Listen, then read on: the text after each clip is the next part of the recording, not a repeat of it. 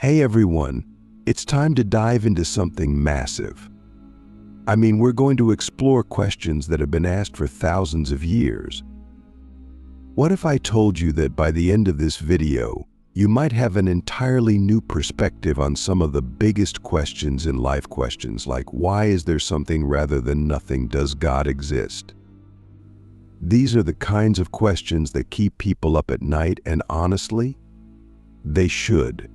We're talking big answers here, and we're starting with something you cannot ignore. The universe must have a cause. So let's get into it. Picture this: you're walking outside in the middle of the night, and you look up at the stars. There are billions of them, right? But here's a question you might not have thought of: where did all of this come from? The universe is a massive, complex place full of galaxies, stars, and planets. And yet, what we know from science is that it hasn't always been here. At some point, the universe began. Now, think about this for a second. Everything we know that begins to exist has a cause. That's not just philosophy, it's science. It's the law of cause and effect. You drop a ball, it falls. You mix certain chemicals, they react. Every action, every event, every material thing has a cause. So what about the universe? The leading scientific explanation for the beginning of the universe is something called the Big Bang. It says that everything in the universe, from the smallest atom to the largest galaxy, came from a single, tiny point that exploded and expanded into everything we see today. Sounds mind-blowing, right? Click subscribe to this channel to get more topics you love.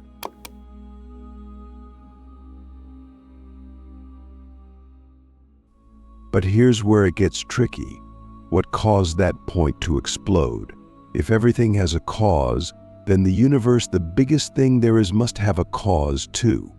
But what could possibly cause the entire universe to come into existence? Now, some people will say, well, maybe it just popped into existence from nothing. But hold on a second. Does that make sense? Let's be real. If there was ever a time when there was truly nothing, wouldn't we still have nothing? Nothing doesn't just magically turn into something, right? This leads us to something even more profound. If the universe began to exist, and everything that begins to exist has a cause, then the cause of the universe must be outside the universe. It can't be part of the material world we know. It has to be something beyond time, space, and matter, something that isn't bound by the limitations of the natural world. Sounds like we're talking about something supernatural, doesn't it? Now, what could this supernatural cause be? If the universe didn't create itself, then maybe, just maybe, it was created by something or someone incredibly powerful. That's where the concept of God comes in. If God exists, then he would be the ultimate cause of everything. He would be the reason the universe exists at all. And if you're still with me, you might be wondering, but how can we know that this cause is God? Couldn't it just be some random force of nature?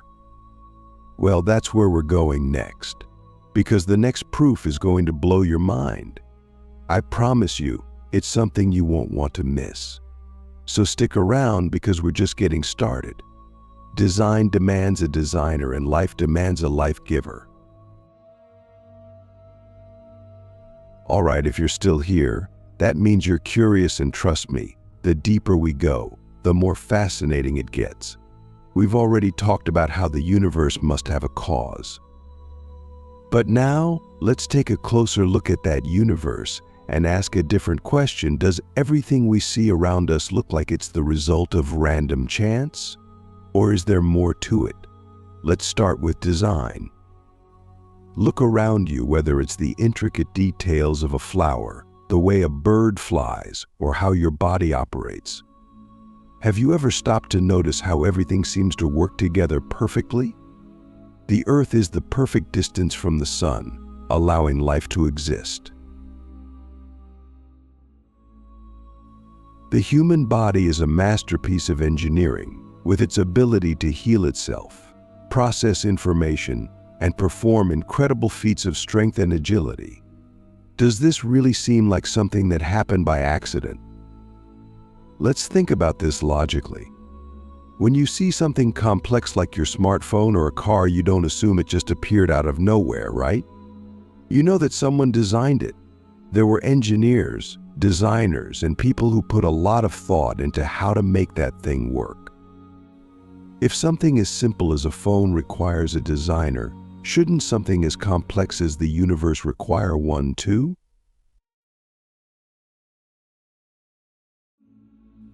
Here's where it gets deep. The universe doesn't just look designed, it's packed with information. DNA, for example, is like a biological code. It's more sophisticated than any computer program, and it's what makes life possible. If we found a message written in the sand, we'd assume someone wrote it. So why wouldn't we assume that DNA Nature's code was written by someone too? There's a famous analogy called the watchmaker argument. If you find a watch in the middle of a forest, you wouldn't think it just assembled itself out of random parts. You'd know a watchmaker must have designed it. The same goes for the universe. The more we learn about it, the more it looks like it was designed with care and precision. And if there's a design, there has to be a designer. That's another clue that God exists. But it doesn't stop there. Let's talk about life itself. We know from biology that life only comes from life. This is called the law of biogenesis. And yet, the theory that life somehow arose from non-living chemicals is still widely accepted. But if that's the case, why have all experiments to create life from non-living matter failed? Here's another mind-bending thought. If life can't come from non-life, then where did life originate? If we trace it all the way back, the only logical answer is that life must have been given by something or someone that already had life. And that someone, according to many, is God. So, we've already uncovered two huge pieces of evidence. The universe appears to be designed, and life can only come from life. But there's much more to this puzzle. You see, if there is a God, then the very things that make us human, our morals, our ability to reason, and even our free will should point us toward Him. And that's exactly what we're going to explore next. All right, we've made it this far, and if you're still with me, you're probably feeling the weight of these ideas. We've already talked about the universe needing a cause, the design we see everywhere, and how life demands a life giver. But now we're going to dive into something that hits even closer to home: our own experience as humans. What gives us our sense of right and wrong? Do we really have free will? And how is it that we can even reason and think critically? Let's start with morality. Have you ever wondered why certain actions just feel wrong? Whether it's stealing, lying, or hurting someone, there are some things that almost everyone agrees are morally wrong. But here's the kicker: where does that sense of right and wrong come from? If we're just the product of random evolutionary processes, why should we care about moral laws at all? Think about it. If humans evolved from primordial slime, at what point did we develop a moral compass? Why would we have any concept of good or evil? Animals don't hold each other to moral standards, so why do we? If there's no higher power, no God, then morality would just be a social construct, a set of rules we made up. But deep down, we know that's not true. Some things are objectively wrong, no matter what society says. Finally, let's talk about human reasoning. We use our minds to think, to solve problems, and to understand the world around us. But why would random chance give us the ability to reason? If we're just the product of natural selection, Why would we be able to understand abstract concepts like math, logic, and philosophy? These abilities don't help us survive in any obvious way, so why do we have them? The answer is simple: our ability to reason points to something greater. It suggests that we were created by a being who is also rational and intelligent, and that being many believe is God. So there you have it. We've covered the universe's cause, the design we see everywhere, the origin of life, objective morality, free will, and our ability to reason. All of these things point to one conclusion: God exists. But don't just take my word for it. Ask yourself the deep questions. Where do you think the universe came from? Why does life exist? Why do we have morals, free will, and the ability to reason? If you follow the evidence, you might just find yourself coming to the same conclusion as countless others throughout history. Thanks for sticking around. Now, before we wrap up, I want to take a moment to reflect on everything we've discussed so far.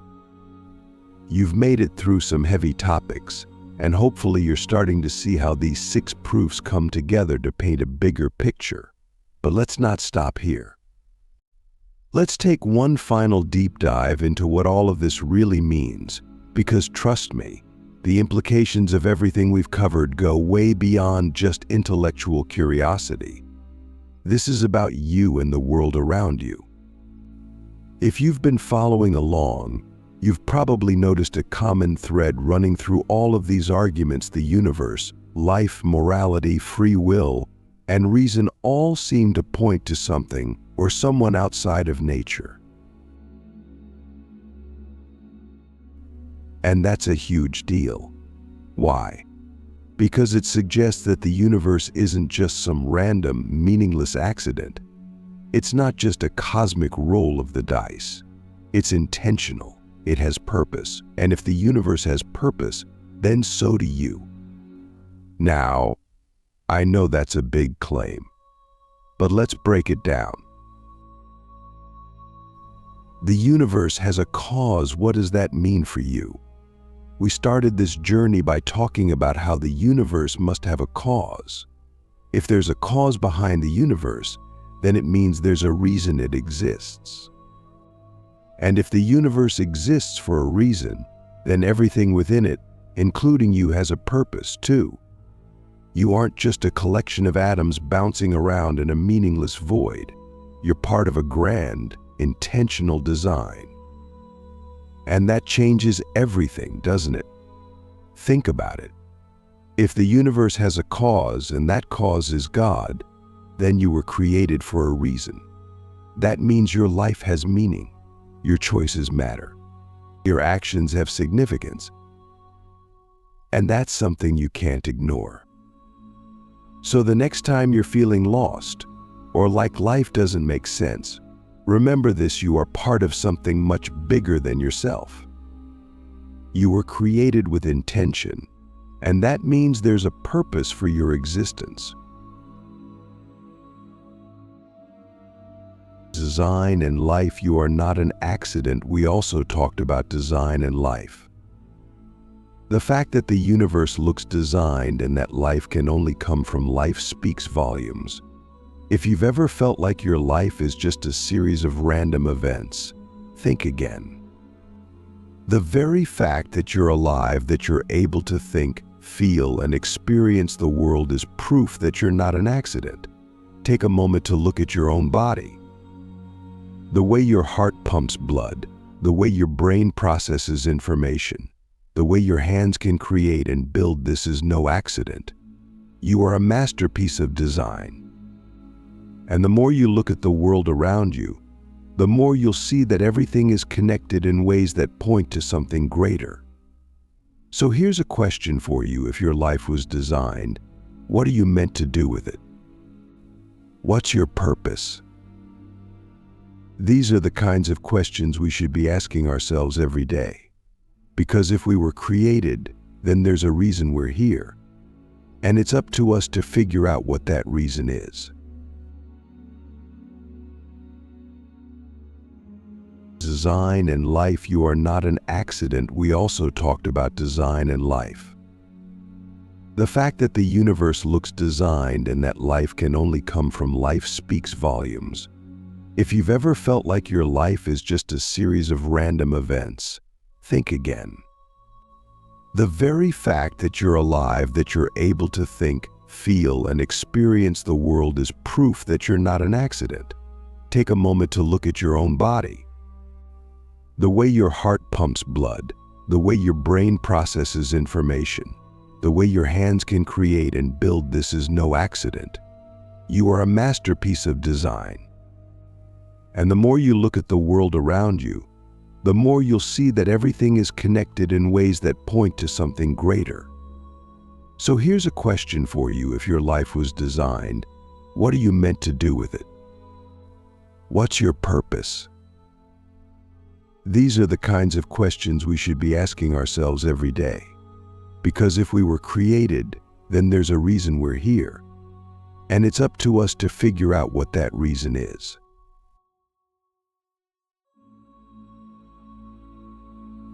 Morality. Your choices have meaning. Now, let's talk about morality again. If there are objective moral values, if some things are truly right and others are truly wrong, then it means your choices matter. Every decision you make has moral weight. And that can be pretty overwhelming, right? But here's the good news. If objective morality exists, it means that there's a standard of good and evil that goes beyond human opinion. It means that you can know what's right and wrong, and you can choose to live a life that reflects those values. And that's where things get really interesting. Because if there's a moral lawgiver, if God exists, then He's given us a blueprint for how we should live our lives. He's shown us what's good and what's evil, and it's up to us to choose. So ask yourself, what kind of life do you want to live? Do you want to live in a way that reflects the good, or do you want to go your own way? These aren't easy questions, but they're the ones that define who we are. And if you believe that morality comes from God, then you know that your choices don't just affect you, they affect the world around you. So how are you going to use your free will? Free will and reason. You have the power to choose. Speaking of free will, this is where things get really personal. We've talked about how the existence of free will points to something beyond the physical world. If you have free will, if you can truly make your own choices, it means you aren't just a product of your environment or your biology. You have the power to shape your own destiny. But with that power comes responsibility. If you have free will, then you have the ability to choose how you live your life. You can choose to seek truth, to pursue goodness, and to make a positive impact on the world. Or you can choose to live for yourself without regard for the bigger picture. So here's another deep question. What are you going to do with your freedom? Are you going to use it to become the best version of yourself, or are you going to let life just happen to you? This is one of the most profound questions you can ask yourself, and it's one that can change the course of your life. Reason, the ultimate gift. Finally, let's talk about reason. The fact that we can even have this conversation, that we can think critically, ask deep questions, and seek answers is proof that we were made for more. Our ability to reason is what sets us apart from the rest of creation. It's what allows us to seek truth, to understand the world, and to connect with the divine. But here's the thing, reason is a tool. It's a gift we've been given, but it's up to us to use it wisely. We can use our reason to seek truth, or we can use it to justify our own desires. We can use it to build a better world, or we can use it to tear others down. So here's my final question for you. How are you going to use your reason? Are you going to use it to seek truth, to grow, and to become the person you were created to be? Or are you going to let it go to waste? The journey ahead now. Before we wrap this up, I want to leave you with this: the journey to understanding these big questions is never really over. There's always more to learn, more to explore, and more to explore, and more to discover. But if you take anything away from this video, let it be this: you are not an accident. The universe is not an accident. Life has meaning, and you have a purpose. These 6 proofs that God exists aren't just intellectual exercises, they're invitations to go deeper, to ask the big questions, to seek the truth, and to live a life that reflects the reality that you were created for a reason. So what's next for you? Maybe it's time to start exploring these questions for yourself. Maybe it's time to start digging into the evidence, to start thinking critically about what you believe, and to start living in a way that reflects the truth you discover. Whatever you do, don't stop asking questions. Don't stop seeking, because the truth is out there and it's waiting for you to find it. And that's a wrap. Thanks so much for watching this video. If it got you thinking, if it made you question, or if it helped you see things in a new light, hit that like button and share it with someone who needs to hear this. And don't forget to subscribe for more deep dives into life's biggest questions. Remember, the journey toward truth is one we're all on together. So let's keep searching.